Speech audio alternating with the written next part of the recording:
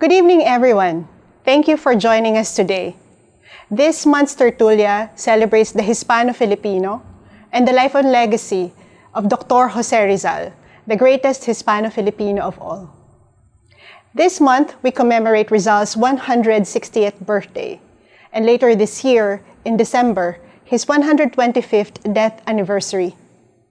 To mark these milestones, Vibal Foundation offers twin gifts with a double lunch of Isaac Donoso's critical edition of Jose Rizal's El Filibusterismo and the 6th edition of Juan Jr.'s Sisa's Vengeance.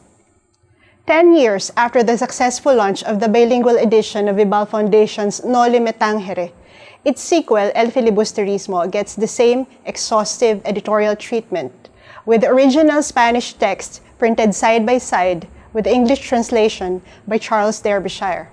This critical edition, under the Filipiniana Clasica imprint, is annotated by scholar Isaac Donoso, with an introduction by Floro Quibuyen and an afterword by national artist for literature Virgilio Almario. The striking cover design by the artist Toti Cerda lends a contemporary spin, foregrounding the more sinister aspects of the novel's protagonist, Simon. Meanwhile, the 6th edition of Sisa's Vengeance by the distinguished scholar Juan Jr. is published under Vibal Foundation's Academica Filipina imprint. This book reevaluates the significance of Rizal's discourse on freedom, human rights, and national liberation, centering on the liberation of women and its ramifications.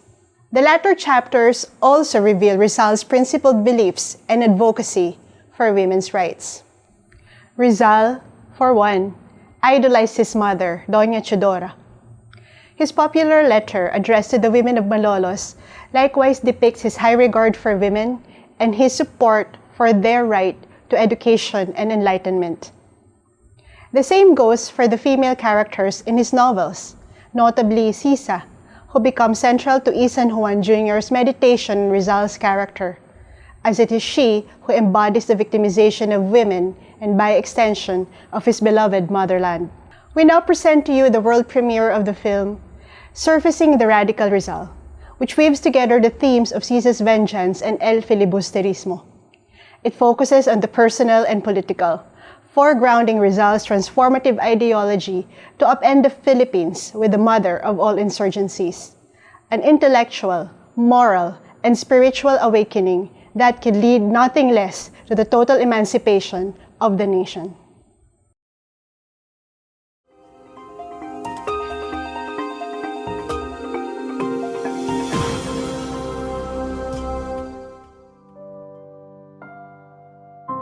In 1891, in Ghent, Belgium, Jose Rizal was preparing to publish the sequel to Noli Tangere, his incendiary first novel.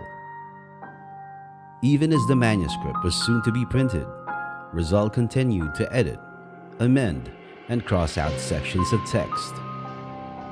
He dedicated the book to the memory of Mariano Gomez, Jose Burgos, and Jacinto Zamora, the three priests who had been executed in 1872 for charges of sedition against colonial authorities. What was going through Rizal's mind as he completed his second novel, El Filibusterismo, a work that would ultimately cost him his life? In looking to history and asking what Rizal intended with his writing, we also find ourselves confronted with questions of the present. What does Rizal's writing mean for us in our world as it is today?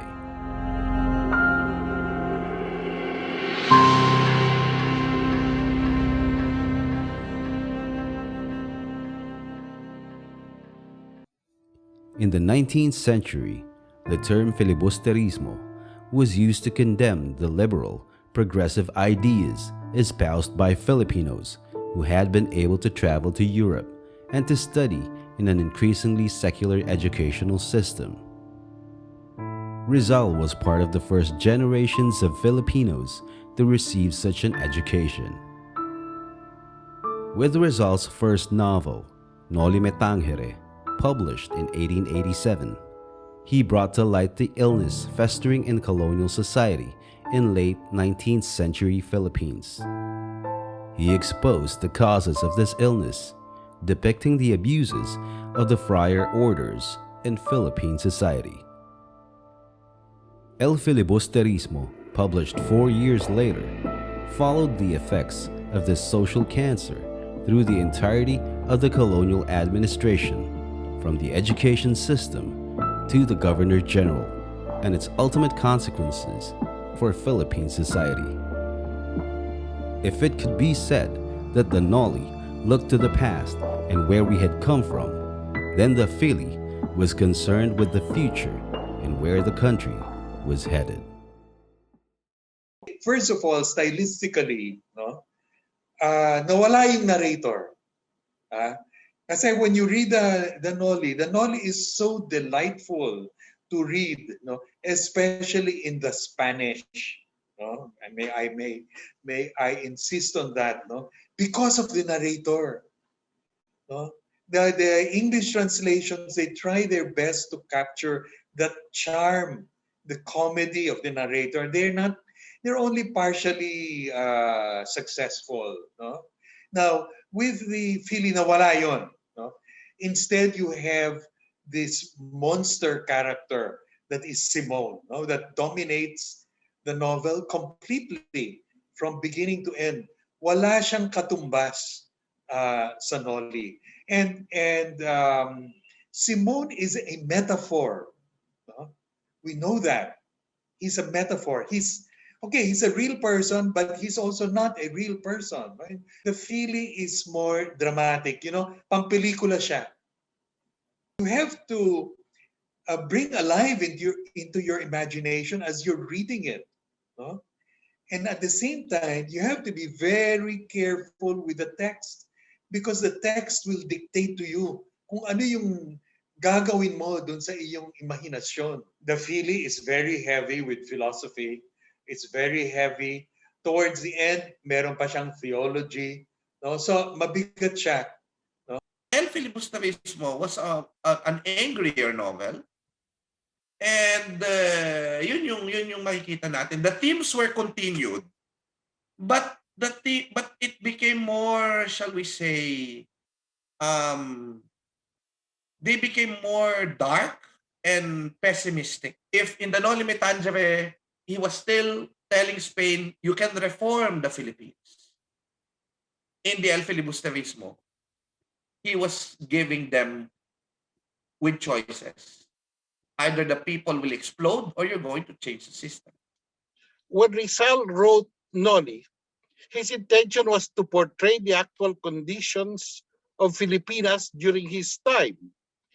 After he left Filipinas again in 1987, he thought his next works should explain our history as well as another that would envision the history of our country. Entonces, then he decided to publish the sequel, which was the Fili, where he wanted to show the country's future. Like in Noli Me Tangere, like Rizal was saying, just to open the body and to analyze what is inside. But in El Filibusterismo, Rizal goes beyond the body, the material, in order to go inside the self. In my opinion, El Filibusterismo offers and gives something that is more complex because it's going to practically to the eschatological way, not to the end. It's like going to the Dante's, the Dante's trip towards the inferno, no, to the hell. So it's like Rizal through Simon is trying to go beyond what is the limit. What is the limit to achieve, to see. Upon finishing his Segunda Parte de Noli in 1891, Rizal enthused in 3 successive letters to his friend, Jose Maria Basa, that he considers it more profound, more perfect, more important, and greater than the Noli. El Filibusterismo grapples with the most crucial issue that goes beyond the simplistic and often misleading dichotomy of reform versus revolution. The real opposition is revolution versus terrorism. The 19th century term in Latin America for what we today refer to as terrorism is Filibusterismo. This edition enables both teachers and students of the Rizal course to embark on a deeper understanding and more intelligent appreciation of Rizal's work. The Vibal Critical Edition ought to be a required text in Rizal courses, especially at the tertiary level, and should be available in every school library. It can also be a valuable resource in courses on comparative literature, Philippine literature, and Spanish language translation.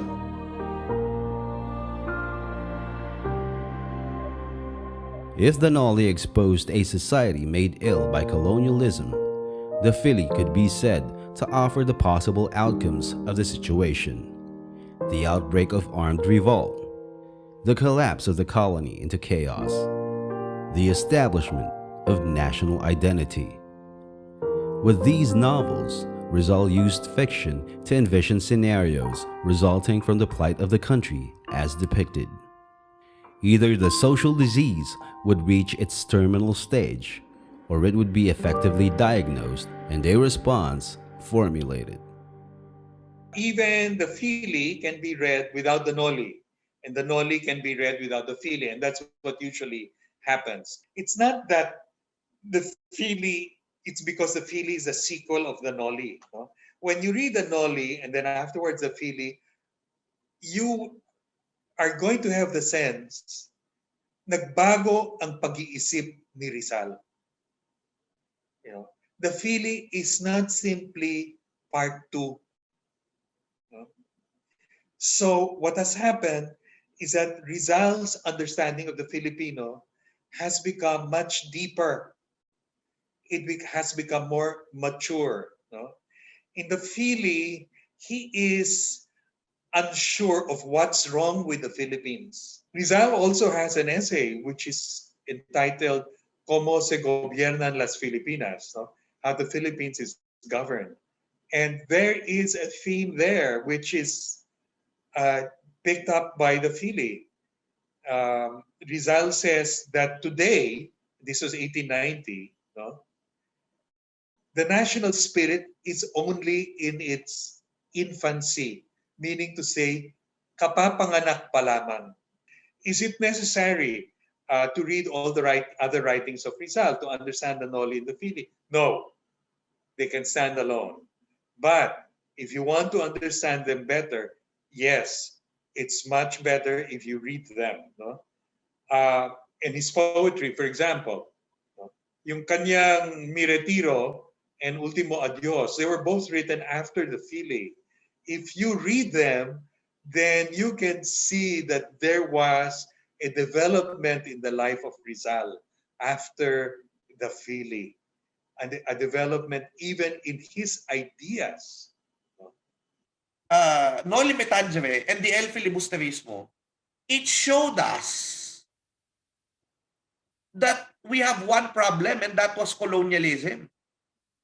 Diba? But also, in the other writings of Rizal, he was showing us that same thing. In the indolence of the Filipino, on the indolence of the Filipino, he was showing colonialism as the main problem why Filipinos are indolent. We were not naturally indolent, but because the colonial system, tayo ay naging tamad.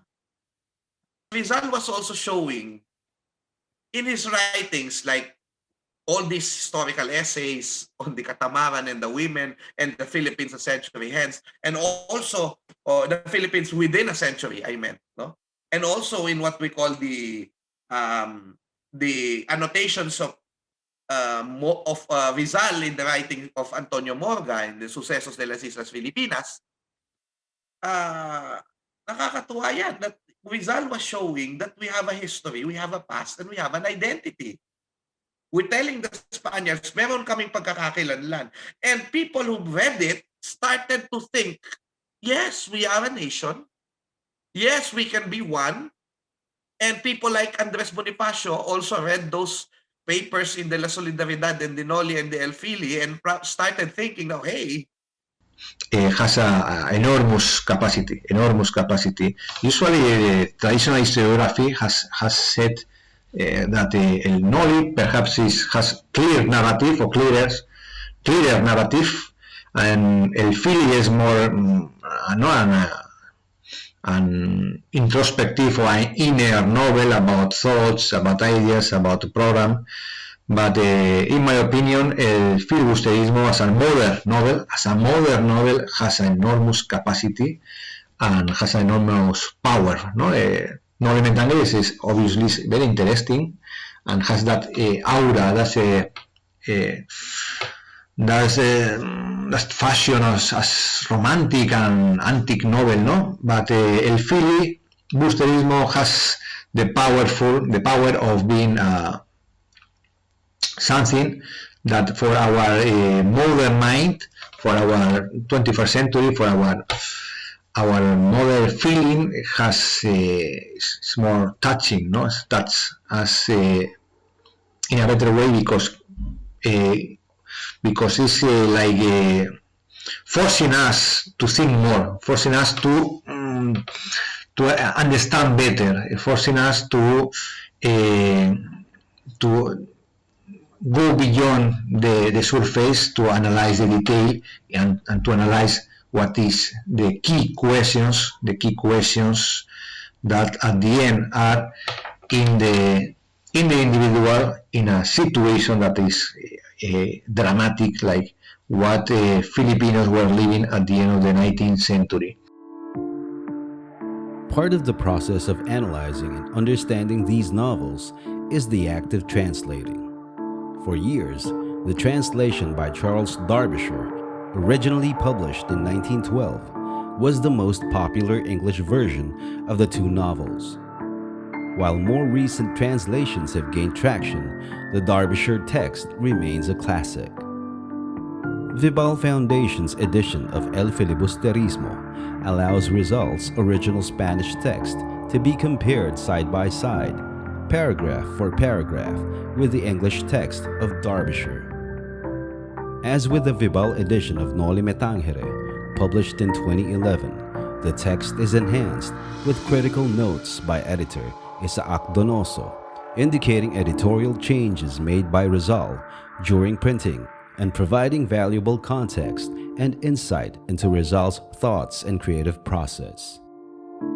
Examining the original manuscripts for the novels as preserved in the National Library of the Philippines, the Fili appears to have more deletions and corrections to the text than the Noli. Almost a third of the Fili's handwritten manuscript was crossed out. Apparently, Rizal was furiously revising this novel, even as it was about to go to press. Many of Rizal's writings, in my opinion, have not been correctly interpreted due to our current lack of knowledge in Spanish. Whether we like it or not, he communicated to us in Spanish as that was the language he was most comfortable when he was writing. And so what I found myself doing was to make a list of all the pages in the manuscript in which the page numbers were corrected. And then afterwards, to make a list of all the chapter titles and to note down those chapters whose numbers, yung kung chapter 1, chapter 2, chapter 3, ay binago-bago ni Rizal. No? Lahat ng kanya mga drafts na sinulatan niya sa likod, no? But which he discarded. I don't know if what I mean is clear. No? For example, magsusulat siya ng draft of page 2, tapos hindi niya gagamitin. So lalagyan niya ng X. No? Pero yung kabila ng page 2 na yon, malinis na papel. Now, towards the end of his writing of the Fili, obviously, naubusan siya ng papel. So, nagsulat siya sa likod ng draft na yon. Now, yung draft ng manuscript, it includes the discarded drafts of Rizal. So, pinag-aralan ko rin yun. Yung kanilang pagination, yung kanilang numbering of the of the chapters. No? Now, with the data of these three, I have tried to put together the story of how the Fili was written. And what I can tell you is it's a very interesting and absorbing story. No?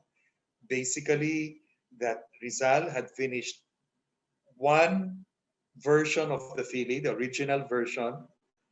He had a new idea. Why don't I extend this story of Simone to a second revolution? Rizal was a very enigmatic and mysterious person, and his writings show that. That's the reason why we have to go back to the Edición Príncipe, or first edition. Most Filipinos cannot read Spanish, and we want to understand his works with a more modern and accurate translation. We haven't to interpret some of his writings correctly yet. For example, what really happened between Rizal and Leonor? They had promised to be faithful to each other, pero her mother intercepted all the letters, coño. And now we do not know what happened to that relationship. Rizal could have had a normal sex life, but he was not able to do so because he was being faithful to her. The political implications of language were a notable concern of the Fili's plot. Several of the novel's threads of conflict were tied to the obstacles facing a group of students petitioning to be allowed to set up an academy to study Spanish. In real life, a few years before the publication of the Fili, a group of women in Malolos, Bulacan also met staunch opposition from the religious orders when they wanted to open a school where they could study the Spanish language. The struggle of these women inspired Rizal to write a letter to the young women of Malolos. Recognizing women's powerful and crucial role in the formation of young people, Rizal in his letter warned them against blind obedience to an unjust order. This would also seem to imply that enlightened women would be better at educating children than church-regulated schools. Rizal's message hinges on a critique of the subjugation of women by depriving them of education and agency. With this letter, Rizal took a stance against the patriarchal subordination of Filipino women. His stake in this was personal. He had seen for himself how women close to him had been repressed, and it had created misery in his own life as well. Leonor Rivera ended up marrying another man because she was not free to determine her own destiny. Teodora Alonso, Rizal's beloved mother, who had formed his childhood character just like the mothers he wrote of in his letter to the women of Malolos, was persecuted by authorities and imprisoned for 2 years on an unsubstantiated charge.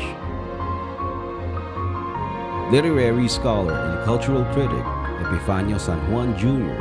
argues in his book, Sisa's Vengeance, that Rizal recognized gender equality as a key component of national liberation, and that his criticism of colonial society can be seen in the tribulations facing the women in his fictional works. In the Noli, Sisa is unjustly persecuted by the Guardia Civil for the charges of thievery laid against her 2 young sons. Her harrowing and humiliating walk to the barracks reenacts Rizal's formative childhood trauma of seeing his mother forced to walk 20 miles from Calambak to Santa Cruz. The trauma is recalled again in the Fili in the scene where Juli makes her final terrified walk to the convent. Maria Clara's enclosure in the convent of Santa Clara becomes a prison with no escape. Maria Clara and Juli never manage to return from their place of torment, but Sisa, as described by San Juan, undergoes a transformation. She becomes a being closer to nature, like a wild creature, animated by a psychic energy more than what she had before.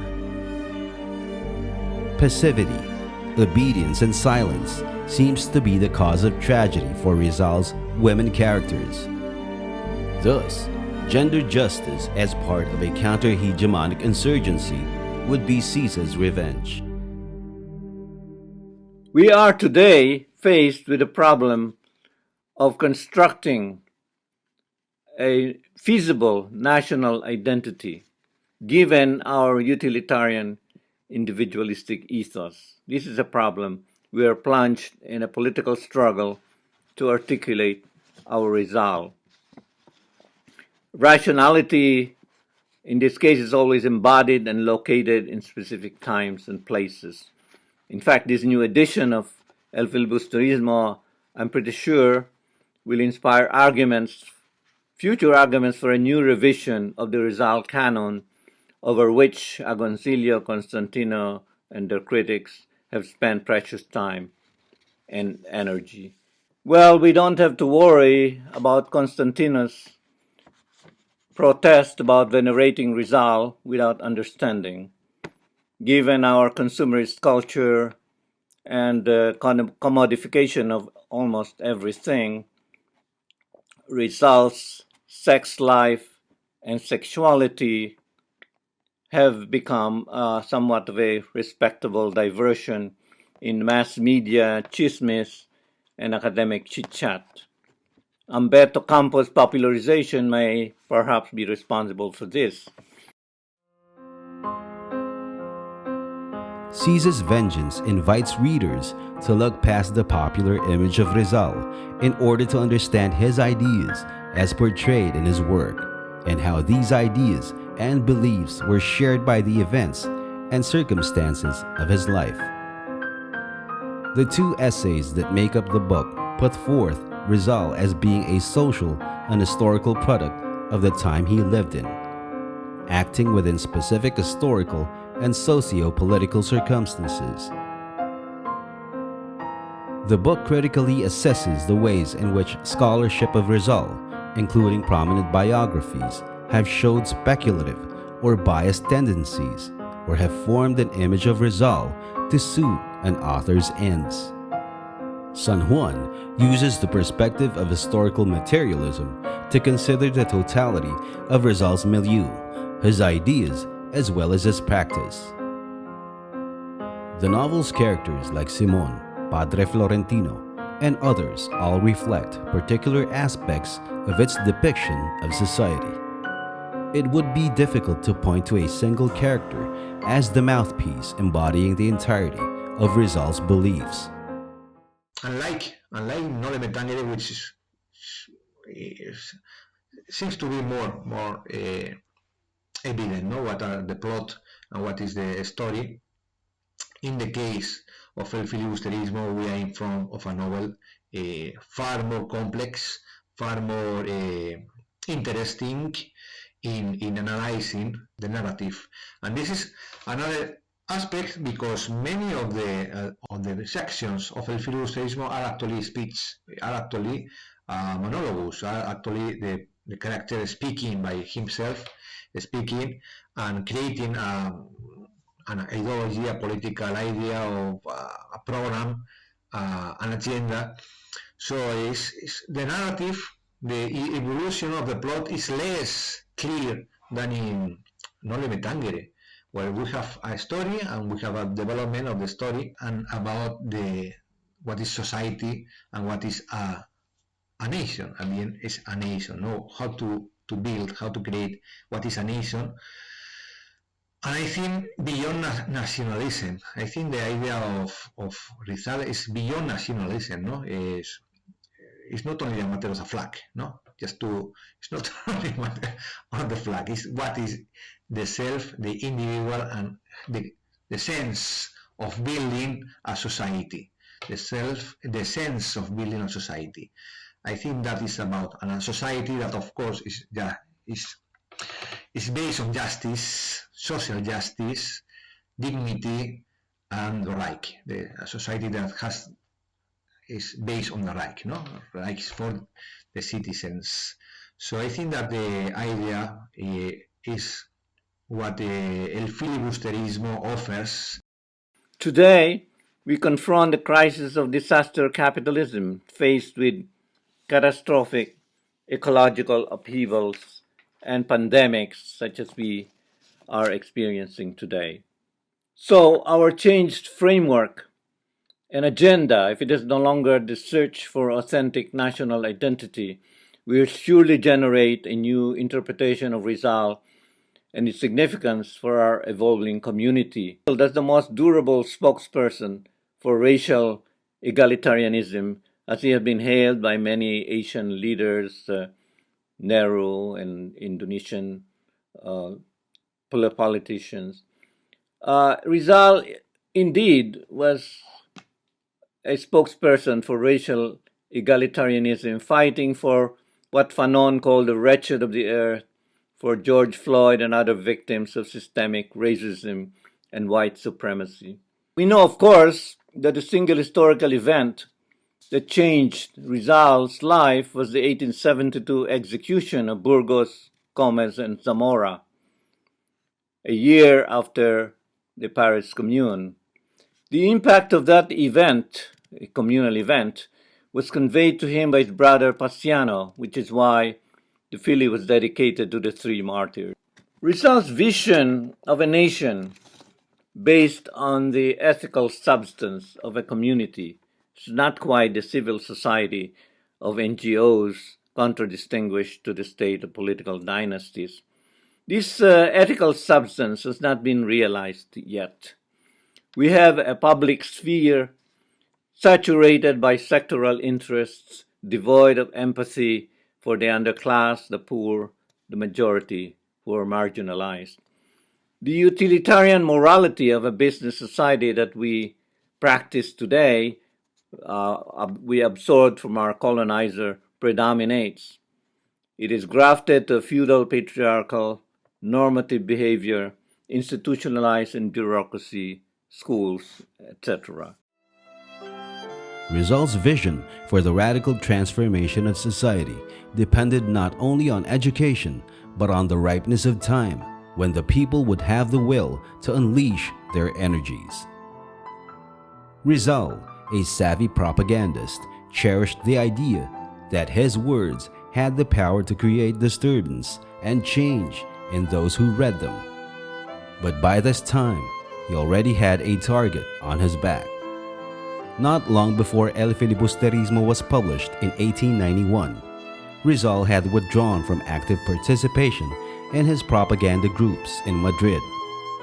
The following year, he was banished to Dapitan. Less than 4 years later, he was executed. His transformation into a filibustero complete. There have been innumerable debates over the message conveyed by the Fili and by its ending. The novel has been analyzed from differing and even contradictory points of view. Ultimately, these are debates about Rizal himself.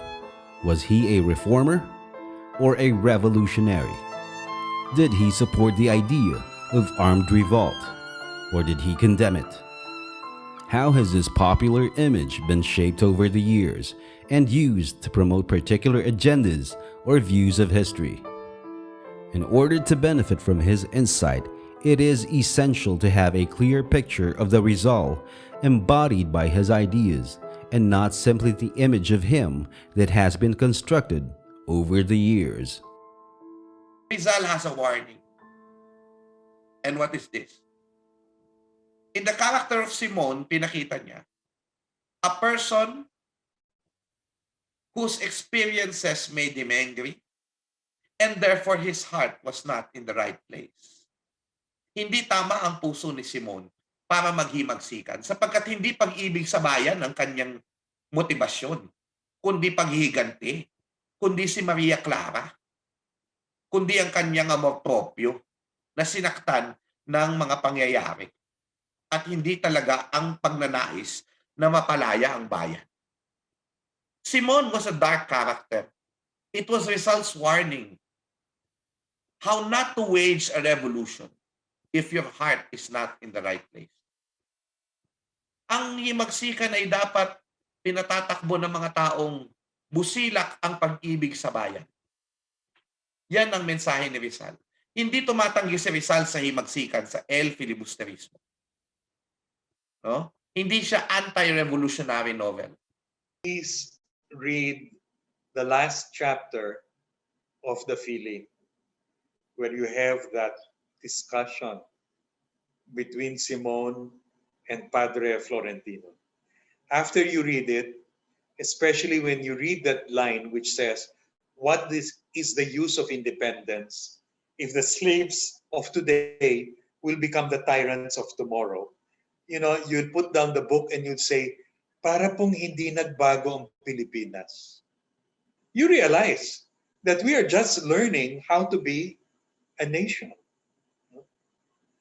So, yes, they're very relevant to Philippine society, unfortunately, even today. But you have to know how to read them. Because if you go to the Fili and the Noli feeling that you already know what Philippine society is, you're not going to get the point of Rizal. When we look at Rizal's writings, we do not see anymore the Padre Damasos and the Padre Salvis and the Doña Victorinas. But we see other people replace them, and they are our own countrymen. And so, when we look at Rizal that way, he continues to be relevant because he continues to speak about our problems. Colonialism is not anymore here. But we have oppressive countrymen, diba, who makes our lives worse. Rizal insisted that education was one of the most important factors that would mark the way for changes in our nation. This is one of the things he wanted the most.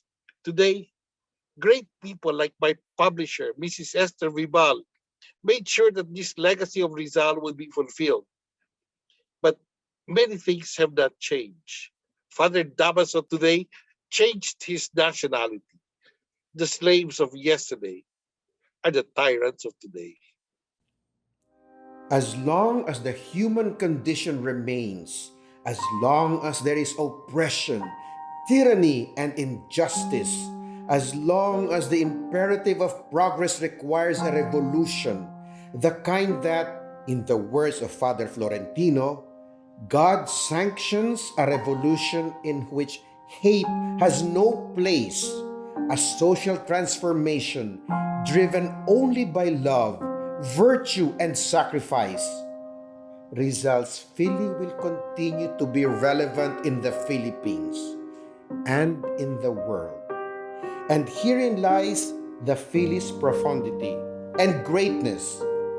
Rizal takes us by the hand into the very heart of darkness and shows us the way out into the light.